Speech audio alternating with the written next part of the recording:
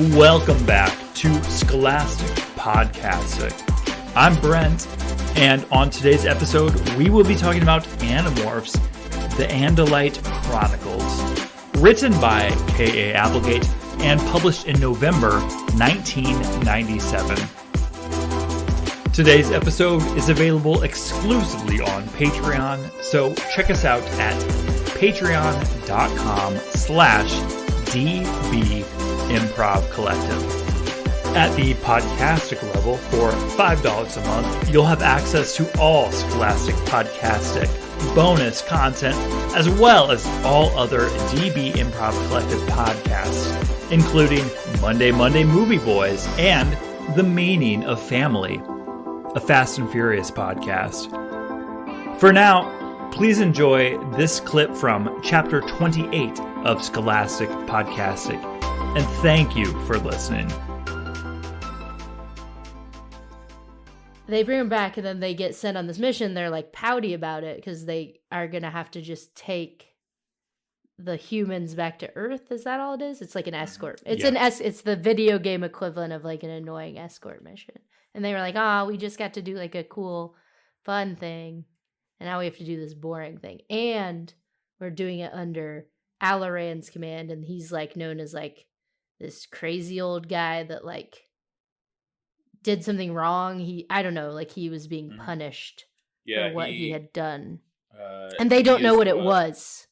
Do we find out in the disgraced. Find out later. We do find out. Oh, we sure But do. then that was one of the more I was about to interesting spoil it for you guys philosophical- for a second. I was like, it was definitely this right here. You can say was it. Who cares? Yeah. Nothing so matters. Tom, you would know more. I guess you find out he like released. He was part of like the original battle for the Hork-Bajir homeworld. Was that where it was? And they go to like help try to defend it from the Yeerks, and he now having been immersed because the the big premise of this book is that the Andalites as a people as they approach this war, the big premise are all about like they're prissy. They're all about decorum and like rules, the rules of war, and like respecting, that they don't, I don't know. Who knows more about war? Someone talk about it. They're about like an honorable war. So they never want to shoot at the Geneva Convention has happened, right? That's them. The Hague. Yeah. And Alaran having then, it's the difference between the people like conducting war from like from a bird's eye view and the guy on the ground. And Alaran having them become a guy on the ground in Hork-Bajir world was like, oh, no. Our methods of this will not do because the Yeerks aren't playing fair. Like, they're just going to steamroll. They're not going to listen to the Geneva, they're not going to sign on.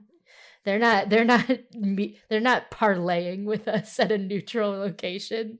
Like, they're just going to play dirty. And so he like releases a virus. I forget what it's called.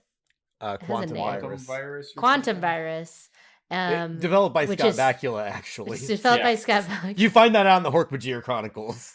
Scott Bakula travels back in time and takes over the body of a Hork-Bajir. He's still in Quantum Leap, but he's Scott Bakula. That's fine. So but the reason he's disgraced is because that's seen as dishonorable, and it didn't work. So they lose that planet and the Hork-Bajir anyway. And they war crimed. I do believe, and he war crimed. But then the whole time I'm like, I've seen what the Yeerks are doing, so like this dude is not wrong, or at least that was me. But I was like, that is a good philosophical question. It's like, they pose it a few times, but I feel like they never come to like a good answer where they're like, is it worth like losing yourself to like fight for what you think is right? And I was like, I mean, at some point someone's going to have to, because these Yeerks sure aren't like being like, what are we doing? Is this respectable? Like, it's like, guys, you're going to have to, at least one of you is going to have to sink to their level to do you think there's like Yeerk rebellions on the home world? Like, a la Vietnam, like in the hippie movement? Do you think there's like Yeerks are like, no, this is wrong? They're all in the hot tub, sitting in the hot chilling. tub. just like exploding into more yerks, being like, I think we shouldn't. I'm anti-war. That's why I'm here. So they were draft dodgers sitting in their hot tubs. They just keep swimming back to the bottom. They're like, I'm last in line, guys. Yeah, I've only been in here 23 hours. I've never read the Hork-Bajir Chronicles, but I can't wait. And I'm hesitant to get excited, but I do think it's about the quantum virus. I do like saying that Brent used war crimed as a verb. So I'm going to think about that. Yeah. Hey, think about next time you go out war criming. The war prince war crimed all over the Hork-Bajir planet. Also, remember when Axe could have killed Alaron for that brief second? Oh, he was begging for it. Yeah. And he was begging. He was like, what's my name? I don't even know. Axe. He also said he had a family and stuff in that book. Remember, because his wife, home. His ship was named after his wife. I don't think KA even thought about that. She's really flying by the seat of her pants. Like, there's no way. Because now he's just like a bad, evil war prince who kind of didn't deserve it, but kind of deserved it. But did he? I don't know. The whole time I was like, this guy's right. I've read too many of these Animorphs books to not be listening to this guy. All the heroes do not follow the rules. They're all rogue cops or whatever you want to call them. Yeah. Like, we wouldn't use cops, but that's the basic thing. It's like, fucking, yeah. Alaron, great. Yeah, fuck him, kill him. Elfangor, I'm going to be a little ethical, but I'm still going to break our first rule and give these kids the power to morph. Fuck them. Yeah. Like, you got to break the rules if you're going to be a hero. So he's like a manic pixie dream war prince. Who doesn't do a lot. This, I think whenever we post this, we need to start doing a hashtag justice for Alaran. Okay. Alaran, for sure. Add him to the thing I always post, which is hashtag for justice for Tom Bombadil, obviously. Yep. Justice for Alaran. Honestly, justice for Alaran. I'm pretty sure there's a lot more. Elron. Yeah. Oh, I don't know about that. He started a fake religion that people believe. Well, if we're doing names that vaguely sound like they're Andalite names. Okay, I got it. He has some options. Justice for Elron. Elron.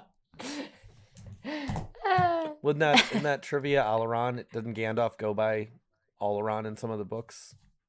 Oh. How do you say that? Valinorian name of Gandalf? Look it up because we're adding it to the hashtags. So he's Gandalf. They spell it Olorin. Yeah. Olorin. Do you think he's Gandalf the Grey or Gandalf the White? That was Gandalf's name. He was born under the name Olorin. Gandalf is he's baby Gandalf. He's baby Gandalf. I would watch. He gets redeemed in the books. Baby Gandalf. I would watch an animated series called Baby Lord of the Rings, and it's just like Muppet Babies. Muppet Babies. Who's the adult with the feet? You never know. You only see from the thighs down, which okay. The thighs. You see a little higher in this one. And it has baby Gandalf. I mean, and they're all babies. Like we forget about because with the Muppet, like how old are the Muppets? We don't know. How old is Kermit compared to Gonzo, for instance? We don't know. So all that's thrown out for baby Lord of the Rings because you got baby Gandalf and baby Frodo. They're all there. Right, baby Balrog. He just shows up behind one of the many doors. Like they open, they go down and they like open a door, and then it's like a scene from an actual movie, and it's like and it's like they shut it very quickly. It was just baby Balrog. That's good because baby Aragorn would be interesting since he's one of the those men who can be old. He's just a little baby. What are they called? Yeah, but in this he's a baby. He's just a little baby. Do they have tiny swords, or is this like pure baby? Little Nerf swords? Duh. Okay, yeah, sorry. What else do you want to know about baby Lord of the Rings? Are the baby dwarves smaller in size than the other they can babies? fit in your pocket. Oh, they're so cute. They're so cute.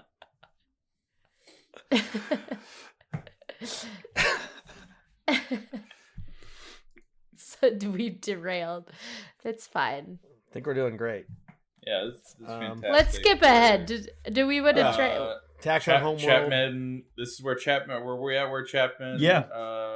Became a controller. This is part 2. Yeah, a Lauren's choice.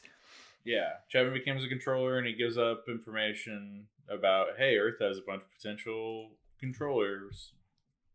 Now, this truly is my thing. Like, what? I mean, okay, this motherfucker flew the ship down, like, because they had like turned off the controls, and they're like, the ship is just gonna stay here. I think he was maybe even tied up, and Lauren was in control. Somehow he flew down, and then he was like, "Yo, Yerks, I got a whole planet full of motherfuckers like this one, Lauren, beautiful Lauren. How about you save me?" It's like, look, you didn't have to drive down to that planet. You could just hung out in the atmosphere on Taxon World.